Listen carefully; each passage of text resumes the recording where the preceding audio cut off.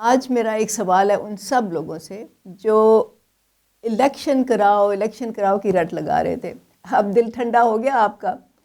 سب صحافی، تجزیہ کار، سیاستدان، ہر ایک نے رٹ لگائی ہوئی تھی کہ الیکشن کراؤ. لوگوں سے جھوٹ بولا جا رہا تھا کہ الیکشن سے عوامی مینڈیٹ آئے گا، عوام کی منتخب حکومت آئے گی، اس سے سیاسی استحکام آئے گا، اس سے معاشی استحکام آئے گا، IMF سے ڈیل ہوگی، باہر سے انویسٹرز آئیں گے، ڈالروں کی ریل پیل ہوگی ملک میں، اور تمام مسائل حل ہو جائیں گے اور راوی چین ہی چین لکھے گا. سوال یہ پیدا ہوتا ہے کہ کیا یہ سب لوگ اتنے نادان تھے؟ انہیں پاکستان میں الیکشن کی تاریخ کا کچھ معلوم نہیں تھا کہ الیکشن کیسے ہوتے ہیں، کیا کبھی کوئی شفاف الیکشن ہوئے یا نہیں، اور خاص طور سے 2013 کے بعد سے، اور اس سے بھی زیادہ جب اپریل 2022 کے بعد عمران خان نے اپنی پوری ایک اشتعال انگیز سیاست کا آغاز کیا، تو کیا انہیں لگ رہا تھا کہ یہ انتخابات جو ہیں اتنے امن سکون سے ہو جائیں گے، سب اس کا رزلٹ جو ہے وہ ایکسیپٹ کر لیں گے اور پھر ایک ہم نئے دور میں داخل ہو جائیں گے؟ تو کیا یہ سب لوگ عمران خان کی شخصیت سے ناواقف تھے؟ کیا ان کا خیال تھا کہ اب عمران خان کیونکہ جیل میں ہے تو انہوں نے کچھ سوچ بچار کی ہوگی، کچھ انٹروسپیکشن کی ہوگی، اور اب وہ کچھ تدبر کا مظاہرہ کریں گے، یا ملک میں اور عام لوگوں کی حالت دیکھ کر اور اتنے کرائسس میں جو ہم گھرے ہوئے ہیں اس کو دیکھ کر وہ اپنے اقتدار کی ضد سے ہٹ جائیں گے، وہ الیکشن کے ریزلٹس کو ایکسیپٹ کر لیں گے؟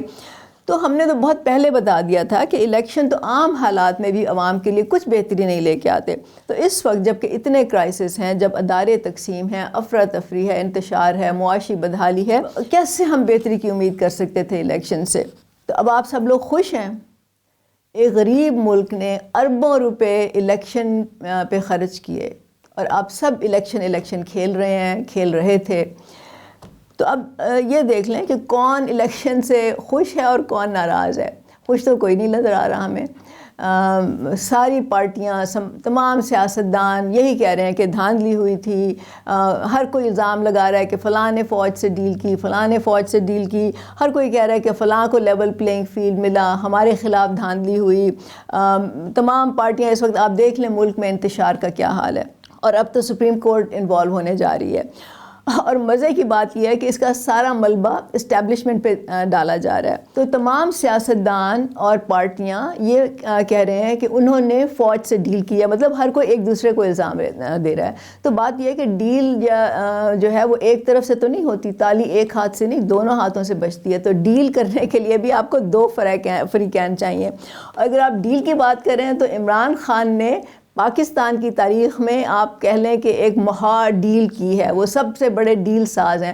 انہوں نے 25 سال اس پہ محنت کی، انہوں نے اسٹیبلشمنٹ کے ساتھ اپنا تعلق رکھا، ان سے جتنا وہ فائدہ ہو سکتے تھے وہ اٹھایا، اور اس کے بعد وہ حکومت میں آئے. کیا نواز شریف اور ان کی پارٹی نے ڈیل نہیں کی؟ کیا زرداری نے ڈیل نہیں کی؟ کیا MQM، JUI، JI، Jamaat Islami, کیا ان لوگوں نے ڈیل نہیں کی؟ اور جو کاف لیگ ہے وہ تو کہتے ہیں کہ وہ ہے ہی اسٹیبلشمنٹ کی پارٹی. تو بات یہ ہے کہ ان سب لوگوں نے ڈیلز کی ہیں، اور نہ صرف فوج سے بلکہ ایک دوسرے سے بھی، مطلب ایک دوسرے سے بھی ڈیل کریں. اس کا کیا مطلب نکلتا ہے؟ اس کا مطلب یہ نکلتا ہے کہ یہ لوگ اپنے مفاد کے لیے ڈیلز بناتے ہیں، کبھی اس سے، اور اس کا مقصد صرف یہ ہوتا ہے کہ ان کو اقتدار ملے، ان کے ہاتھ میں طاقت آئے، اور پھر ان کا روب و دبدبہ بڑھے اور اس سے پیسہ بھی بنے ان کا. تو سیاستدان اپنی ناکامیوں کا، اپنی نااہلیوں کا ملبہ فوج پر ڈالتے ہیں. اور ظاہر ہے کہ جب ایک سیاسی خلا ہوتا ہے تو اس میں پھر جو غیر جمہوری قوتیں ہوتی ہیں، غیر سیاسی قوتیں ہوتی ہیں، ان کو موقع ملتا ہے دخل اندازی کرنے کا. تو نہ صرف فوج پھر سیاست میں آتی ہے بلکہ عدلیہ کو بھی پولیٹیکل ایکٹیویزم کرنے کا موقع ملتا ہے.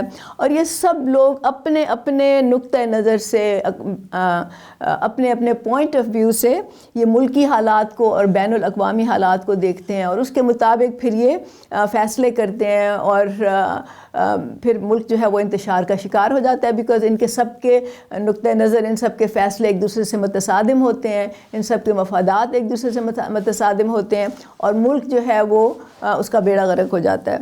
تو اب بات یہ ہے کہ اس وقت وفاق میں کوئی بھی حکومت لینے کو تیار نہیں ہے. مطلب نہ نواز لیگ نہ پیپلز پارٹی، ان لوگوں نے تو کہہ دیا ہے، ابھی تک ان کی کچھ نیگوشیشنز چل رہی ہیں لیکن بہت ہی ریلکٹنس ہے۔